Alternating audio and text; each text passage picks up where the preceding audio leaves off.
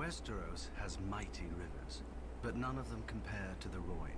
It is said that there is no stream or puddle in western Essos but drains to Mother Rhoyne. No doubt an exaggeration. Until one sees the river, at its widest, a man in the center can't see a shore to either side. The greatest of Mother Rhoyne's children were the Rhoyner, a civilization as ancient and grand as old Geese. Fishers, traders, scholars, workers of wood, stone and metal. The Rhoyner raised their elegant cities from the headwaters of the Rhoyne down to her mouth, each lovelier than the last. For many centuries, the Rhoyner lived in relative peace. When invaders swept down from the hills, the Rhoyner, women and men, would don silver-scaled armor, fish-head helms, tall spears, and turtle-shell shields. If the enemy did not laugh themselves away, it was said that Mother Rhoyne would whisper the enemy's secrets to her children, and the Rhoynish wizards could raise watery walls to drown their foes. Whatever magic the Rhoyner may have had, it wasn't enough. When Valyrian colonists first arrived, the Rhoyner embraced them, for all men were welcome to share the bounty of Mother Rhoyne. Perhaps a water people should have been more cautious of strangers who exalted fire and blood. Legend has it that one day the Valyrians netted and butchered one of the giant turtles the Rhoyner held sacred. As a result, thousands were killed or enslaved, cities and towns were burned, drowned, and rebuilt. In these wars, the Valyrians emerged as victorious more often than not. The princes of the Rhoynish cities, fiercely proud of their independence, fought alone, whilst the Valyrian colonies aided one another. Eventually, the Rhoynish princes ceased their squabbling and united behind Prince Garin, who led the largest army Essos had ever seen, against 100,000 Valyrian colonists, 100 war elephants, and 3 dragon lords. Thousands burned, but thousands more sheltered in the shallows of the river, whilst the Rhoynish wizards raised enormous water spouts against the foe's dragons. Rhoynish archers brought down 2 of the dragons, whilst the 3rd fled, wounded. And thereafter, the Rhoyner named Garin the Great. But Mother Valyria proved just as caring as Mother Rhoyne. When Garin the Great marched his army against Volantis, 300 Valyrian dragons descended from the sky. Tens of thousands burned, whilst others rushed into the river. But the fires burned so hot that the water boiled and turned to steam. Garin the Great was captured alive and made to watch as Valyrians butchered every last man. So many that their blood turned the great harbor of Volantis red as far as the eye could see. Then they forced Garin to watch as they marched on his own city and enslaved all the women and children his army had left behind. The singers claimed that Prince Garin called out Mother Rhoyne to curse the Valyrians, and she in turn flooded the city with foul waters and a damp fog that caused the skin of the Valyrians to harden and crack, and thus was born Grayscale. Fearing a similar fate, another Rhoynish ruler, Princess Nymeria, led her own people into every ship, skiff, and raft they had, and fled Essos. Eventually, after much hardship, they landed in sun-swept and bone-dry Dawn. But we all know that tale. Now Valyria has followed the Rhoyner out of this world, and her daughters have grown into free cities, wealthy and powerful and proud. Still, Mother Rhoyne flows on, past ancient ruins and bustling harbors, sweeping all man's kingdoms to the sea. See, I was gonna say, as soon as I seen their armor, I was just like, alright, I feel like this is gonna have to do something with Grayscale. And then I was just like, nah, that's like some sickness. I was like, I was originally thinking about when Tyrion and Jorah pulled up, and then they got attacked by like a little, group of them.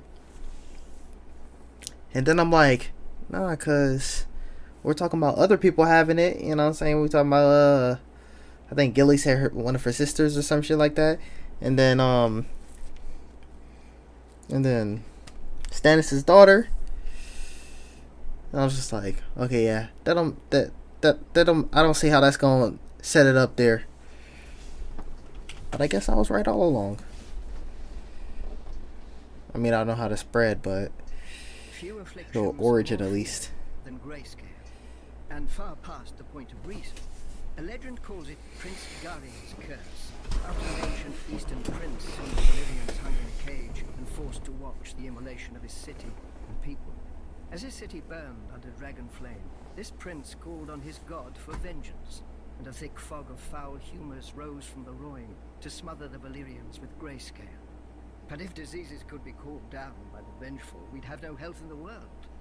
More likely the disease predates the Valyrians entirely, confined to some remote region of Essos, and only spread throughout the world once the Valyrians linked the continent with roads.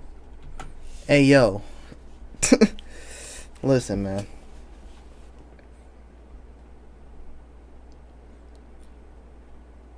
With the... Back when I was Fear the Walking Dead or something like that, those type of things I could let slide. Because one, your storylines were not cutting it. Two, your storylines, I could miss 2 episodes and then be like, oh hey, yeah, this will happen. The only thing I'll need to catch up on is, who is this one singular new character? Type shit. Listen. It's about 10:30. I worked 12 hours on 3 hours of sleep, bruh. I'm not even gonna lie. This is gonna be my second split ever. And listen, can't even be mad at me, man. Listen, it's April. It's the beginning of April. Who knows when this video is actually dropping? Actually, no cap. I'm around the time, kind of the time frame where I might split it. Nah, I'll probably have a couple more minutes and then it'll be the end of part 1. Or this might be the end of part 1, who knows. But I'm gonna have to do this in the morning, dude. Like, I don't want to sit here and miss information because I'm tired. And I'm actually tired, dude. The one time I split it, someone was like, yeah, if you don't like it, blah, blah, blah. If I don't like it, I'm gonna roast it all the time. I went the hell off on certain shows when storylines was not cutting it. And also there's a difference between how I talked in those shows and in Game of Thrones. I just want to clarify that. Some of the things I just be trolling. You know what I'm saying? When I'm recording this video, maybe a week and a half ago, I uploaded that Blackwater episode. All hell broke loose, man. All hell broke loose. Like, I'll say something like, I'm not even trying to hear you right now. That's a joke. People thought I was serious. Like, I'm not trying to hear the exposition because it's a character that... But when I say I'm tired, bro. But, I guess BRB. Alright, y'all, we back with it. I just rewinded it a little bit to get back to the next slide. But, yeah. It's the day after. Just got me some good grub. Got me a beverage. I was gonna drink tea, but I might as well just kill this Gatorade real quick. But yeah, got rested up. We in here. It's my day off, man. Few afflictions are more feared than grayscale, and far past the point of reason. A legend calls it Prince Garin's curse, after an ancient eastern prince whom the Valyrians hung in a cage and forced to watch the immolation of his city and people. As his city burned under dragon flame, this prince called on his god for vengeance, and a thick fog of foul humors rose from That's crazy. That's one of the first things I'm hearing.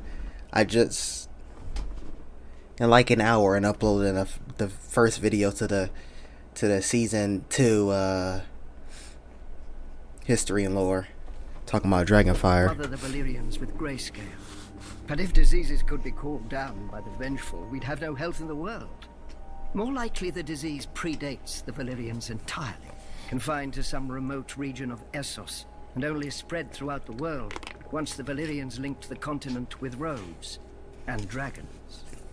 The disease begins as a rash, The afflicted flesh stiffens, calcifies, and cracks, and assumes the disease's nominal hue. Victims are graciously spared pain, as the disease dulls sensation in the infected limbs. But the disease is insidious, and slowly it creeps over the skin and into the organs. Once the infection reaches the brain, feral madness replaces humanity, and the transformation to a stone man is complete. There is no consensus on treatment.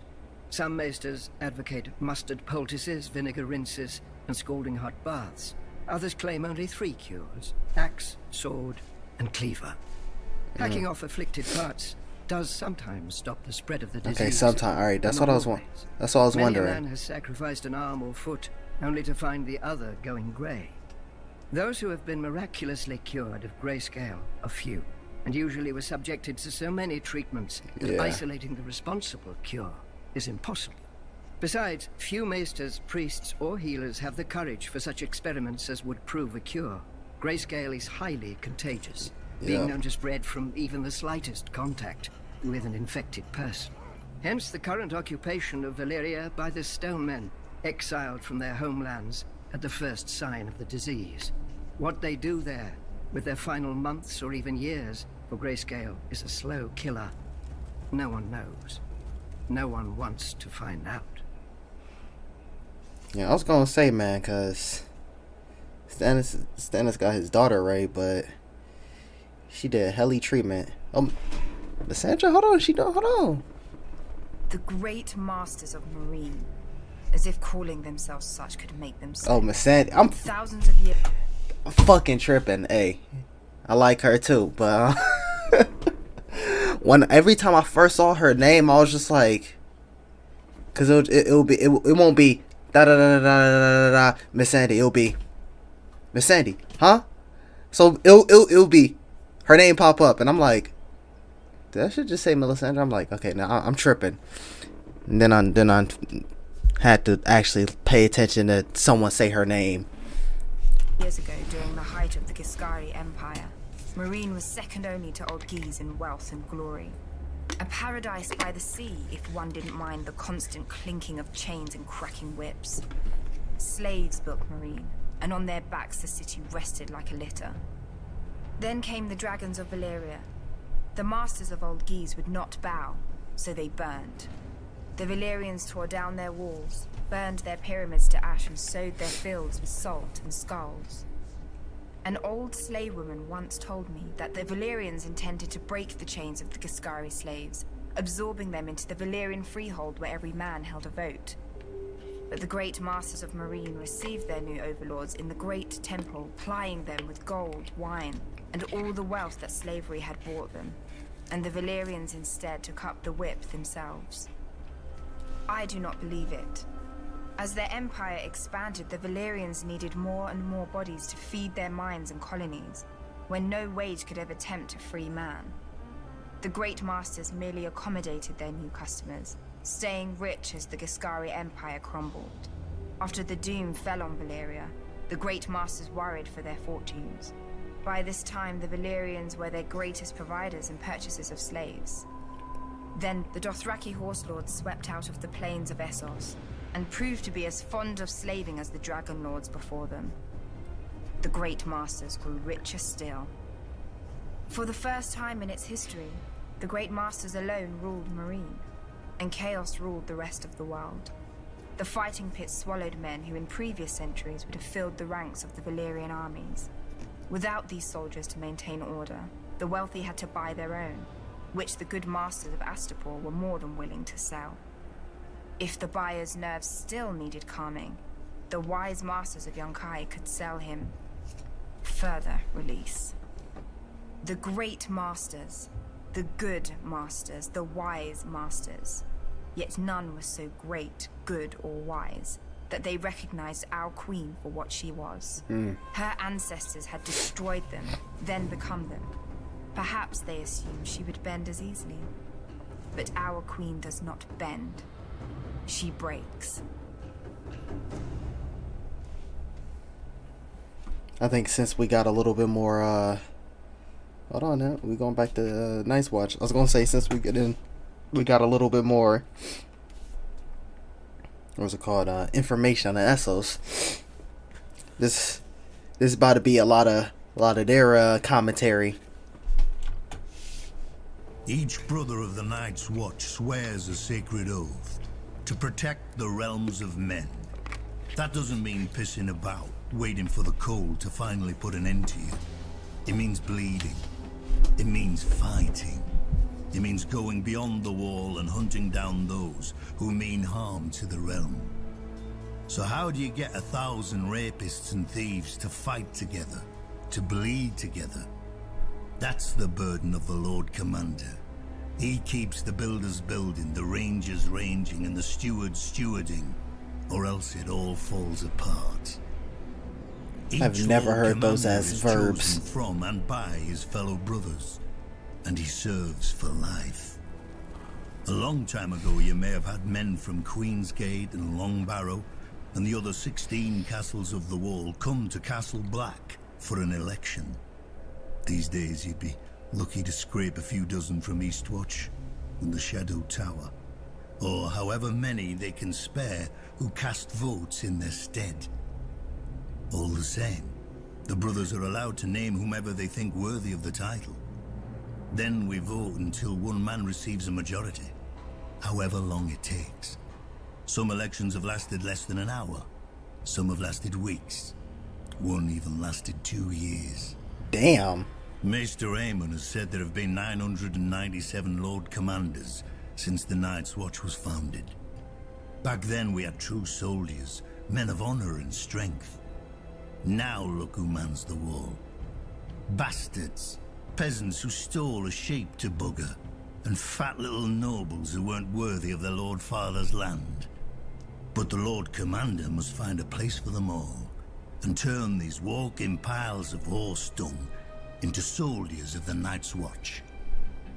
Though we haven't always been so lucky to have such men to lead us. We've had cowards and fools as well. Our tyrants and our madmen. Runsel Hightower tried to bequeath the watch to his bastard. Roderick Flint thought to make himself king beyond the wall. Tristan Mudd, Mad Mark Rankenfell, Robin Hill, each nearly destroyed us with their foolishness.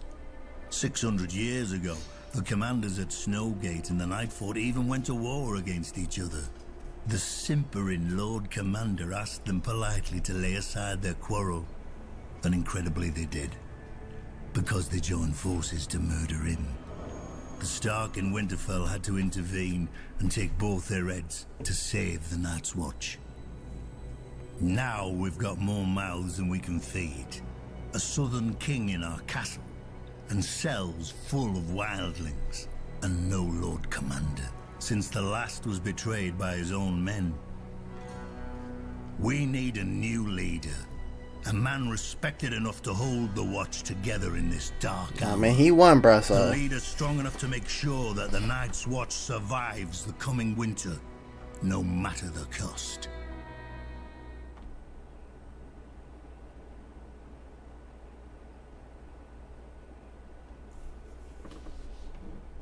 Brandon the Builder, founder of House Stark, raised Winterfell with giants over 8,000 years ago. It's like Also, Count Dooku's talking to tell me. all the children of the North. Rest in peace, The Christopher Lee, children man. nod, wide-eyed, unaware of the lesson forced on them, that if even giants obeyed a Stark, so too should they.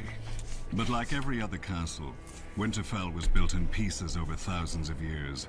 The first men settled there because of the hot springs that bubbled through the ground. The water and the heat helped them survive the northern winters, and they built defenses to keep it for themselves. Nobody raised the castle all at once. Probably nobody meant to raise a castle at all. In those days, the Starks were not the greatest house in the north, and Winterfell was not the greatest castle. Barristan was the oldest, dating to the first king, and the Starks fought the Barrow kings for 1,000 years. Greywater Watch was, like the Crannog men themselves, the strangest. Only marriage subdued its marsh kings. But the greatest rival to Winterfell was always the Dreadfort, and my ancestors, the Red Kings of House Bolton. If tales can be believed, we fought from the long night until the Andals came. Because of us, Winterfell raised its first walls. When we took and burnt the castle anyway, Winterfell built more keeps, more walls, more guard towers. They expanded the granaries and larders to survive our sieges. They tended the godswood to win favor with the old gods against us. As the castle grew, more farmers and villagers flocked every winter from across the north to huddle under its walls, raising the winter town. In the spring, these villagers would find themselves marching in the Stark armies to fight against us. The greatness of Winterfell is as much our doing as the Starks. But in the end, neither its stone walls nor its tall keeps and iron gates could save Winterfell. At its height, it could have lasted a year under heavy siege. But a handful of Ironborn seized it in the night, while its lord, the king in the north, was playing in the south. My dagger ended his reign, and now House Bolton holds the castle of our ancient enemies. The direwolf no longer flies from the battlements above me, nor guards the doors and cornices of Winterfell against me. Below me, miles of long-dead Starks fade into darkness and obscurity, until even their faces are lost. Some Northerners whisper that they wait for the day their house will rise again. They will wait forever.